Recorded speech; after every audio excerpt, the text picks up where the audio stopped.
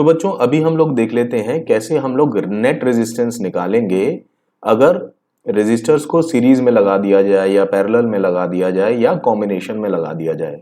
तो अगर हम उसको सीरीज में लगाते हैं तो नेट रेजिस्टेंस सर्किट का क्या आएगा। तो सबसे पहले ये सर्किट को देखते हैं। इस सर्किट के अंदर क्या है, तीन अलग अलग रेजिस्टेंस हैं जो लगे हुए हैं और एक पोटेंशियल डिफरेंस है V जो कि इस पूरे सर्किट में पोटेंशियल डिफरेंस अप्लाई कर रहा है। इसमें एक चीज जानने वाली ये है कि अगर रेजिस्टर्स सीरीज में लगे हुए हैं तो जो पोटेंशियल डिफरेंस है वो डिस्ट्रीब्यूट हो जाता है और जो करंट है वो सेम रहता है तीनों रेजिस्टेंस के अंदर से। ये पोटेंशियल डिफरेंस जो V है वो V1, V2 एंड V3 में डिस्ट्रीब्यूट हो रहा है और ये जो प्रोपोर्शन है वो डिपेंड करेगा रेजिस्टर्स की क्या वैल्यू है उस हिसाब से। तो अभी हम लोग देख लेते हैं नेट रेजिस्टेंस कैसे कैलकुलेट करते हैं। तो अगर मैं देखूं what will be the potential difference across the resistance R1, तो ये है V1 इज इक्वल टू कितना होगा IR1, क्योंकि हमको पता है V is equal to IR जो कि फॉर्मूला हमने देखा है according to what Ohm's law.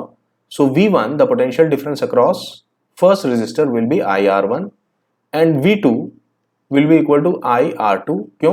क्योंकि I तो सेम ही है सभी के अंदर से, खाली रेजिस्टेंस चेंज हो रहा है। And what will be V3 is equal to IR3।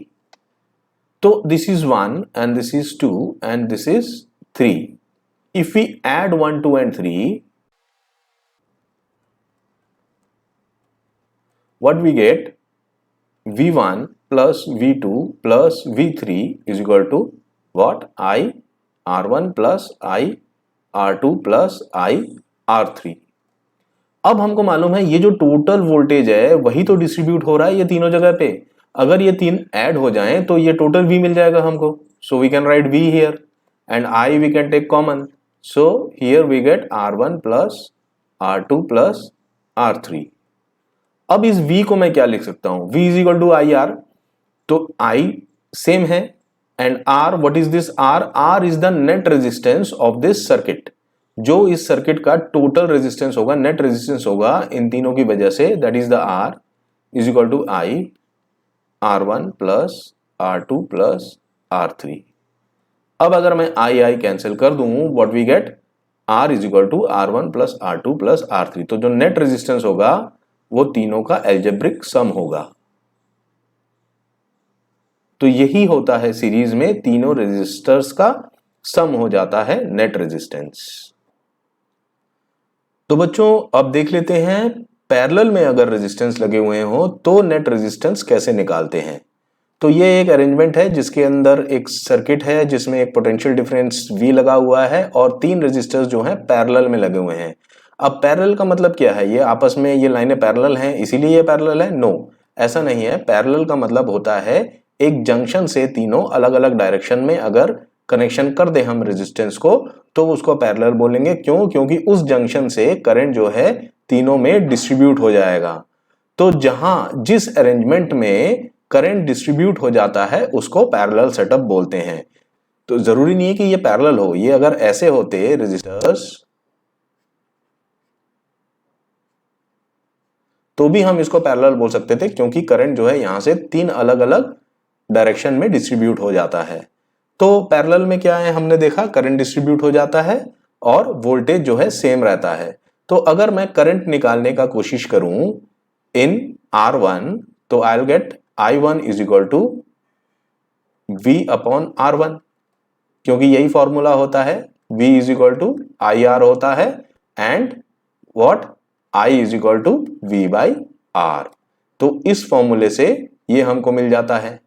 So what will be I2? I2 will be equal to V upon R2 and what is I3?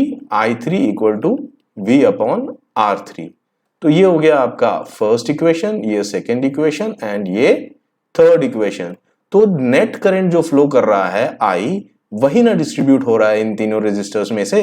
तो अगर तीनों करंट को मैं ऐड कर दूं तो मुझे नेट करंट मिलेगा।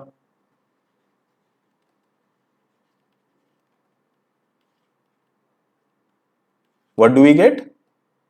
I1 plus I2 plus I3 is equal to V upon R1 plus V upon R2 plus V upon R3।